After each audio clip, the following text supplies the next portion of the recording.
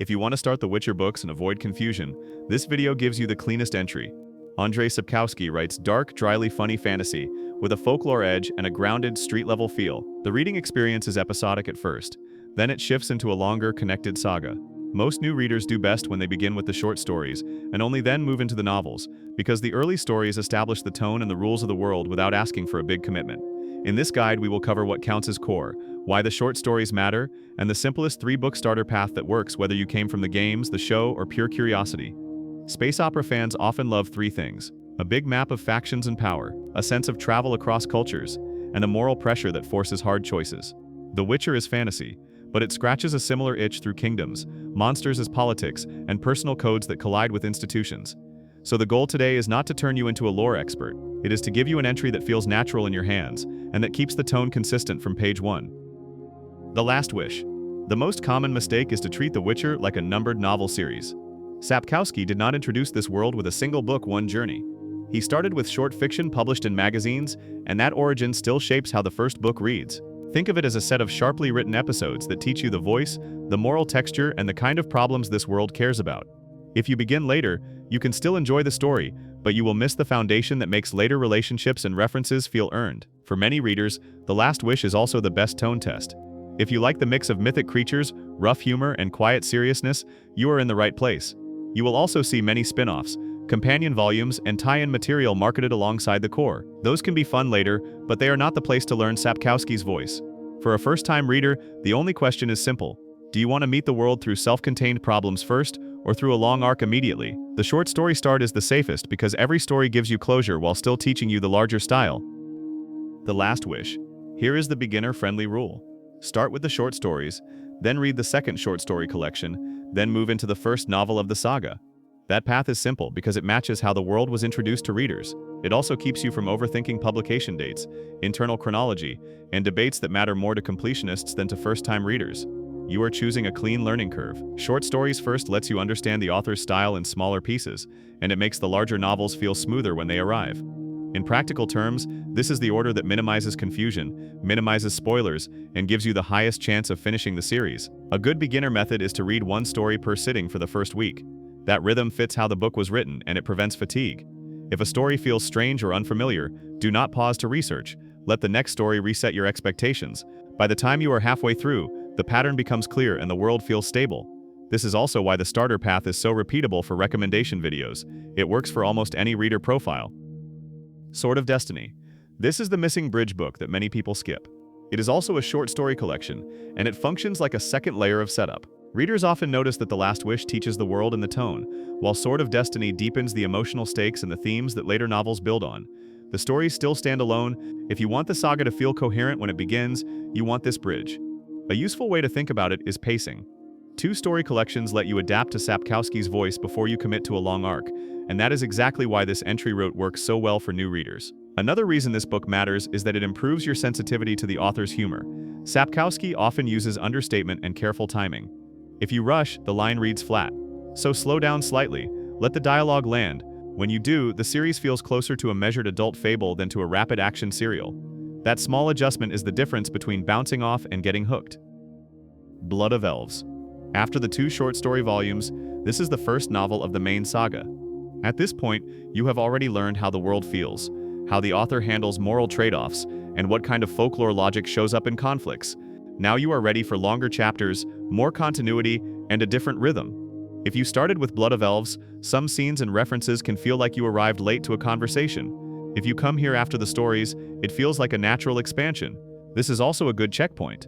If you love the stories, the saga gives you more time with the world. If you only liked them, you can stop before committing to many books. Blood of Elves is also where many readers notice the series' political texture. Power is not a background detail here, it is part of the atmosphere. If you enjoy the feeling of larger forces moving, you will likely prefer the saga sections. If you prefer clean myths and compact payoffs, you may find the collections are already enough.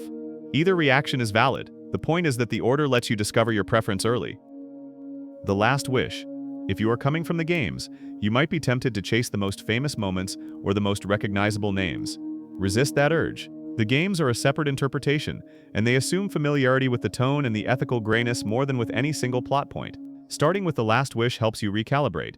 You learn how Sapkowski builds tension through conversation and consequence, not just action.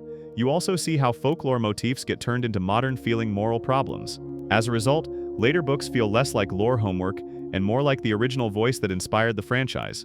Another gamer-friendly tip is to treat bestiary-style curiosity as optional. You do not need to identify every creature name. Focus on how each encounter feels and what it says about the human world around it.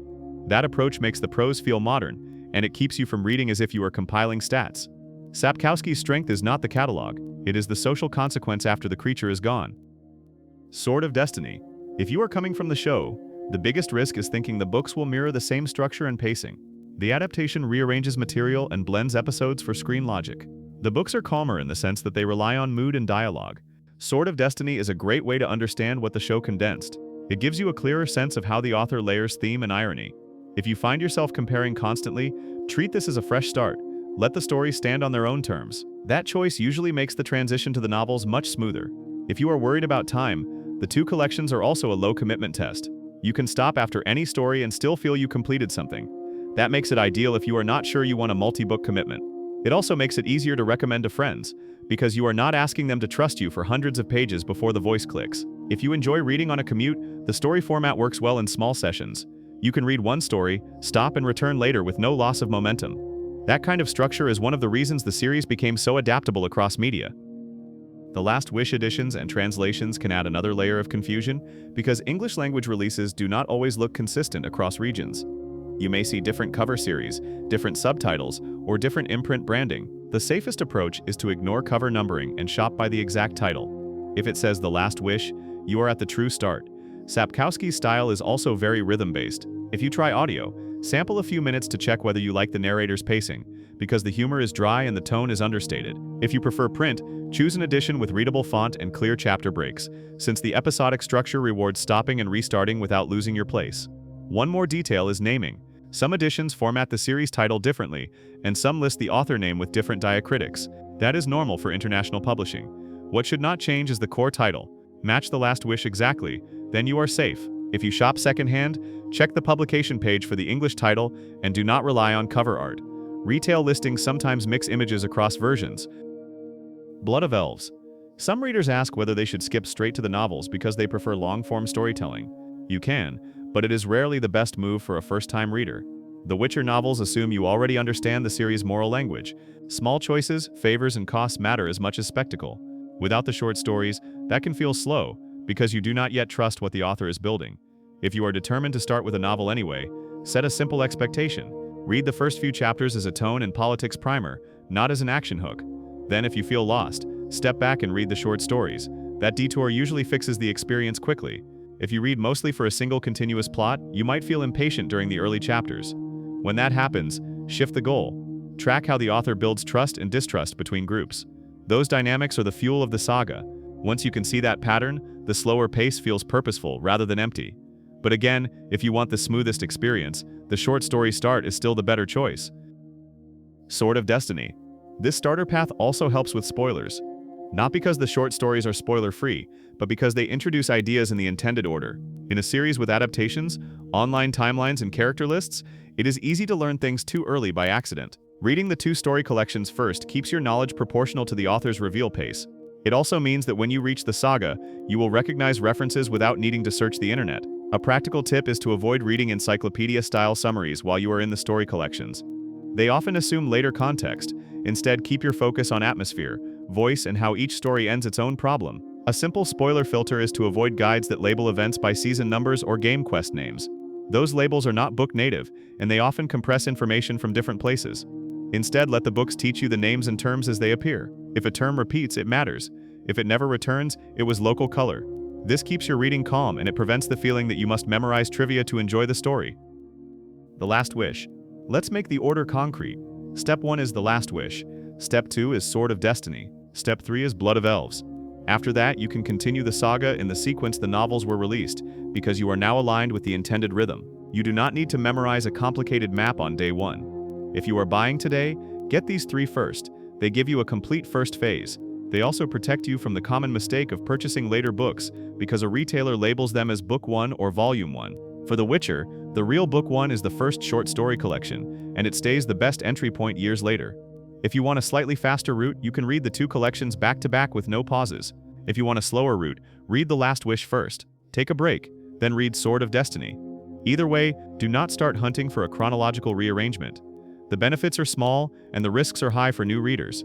Your goal is a smooth first impression and a consistent tone. Blood of Elves. Before you leave, here is the decision rule. If you finish the two story collections and you want more of the same voice, continue into the saga.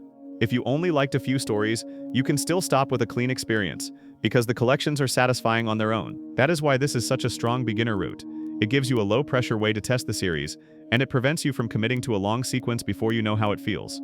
In the description, I will list the exact 3-book order again. Watch the full long video for the reasoning and the buying tips, then pick your starting point with confidence. This also protects your budget. Buying 3 books is a reasonable trial.